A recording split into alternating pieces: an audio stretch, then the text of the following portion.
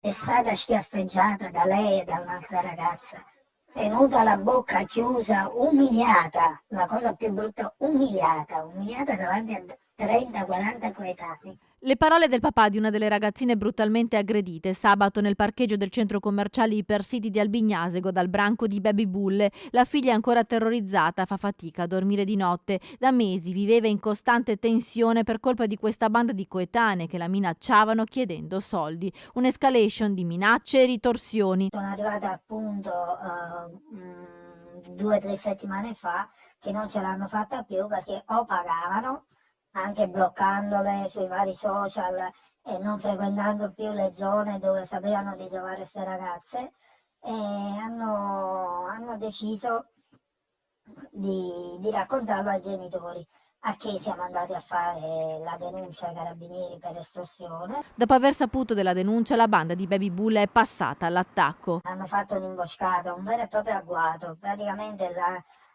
sono venute a conoscenza di dove erano, le hanno aspettate, anche perché non erano 2 o 3 persone, ma si trattava di 30-40 persone, forse arriviamo anche a 50 dai video. Non hanno esitato a picchiare con calci e pugni anche una coppia di genitori intervenuti per salvare le figlie e a minacciarli di morte. Hanno iniziato a cerchiare mia figlia e le altre e le hanno menate di santa ragione.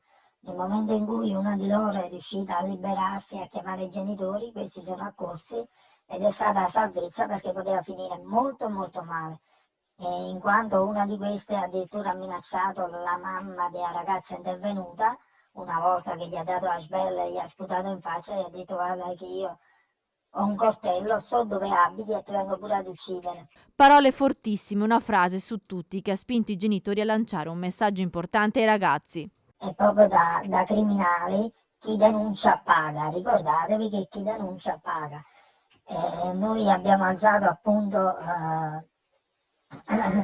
tutta questa situazione agli occhi dei media e dei giornali proprio perché non deve passare un messaggio del genere. I ragazzi non devono avere paura delle istituzioni.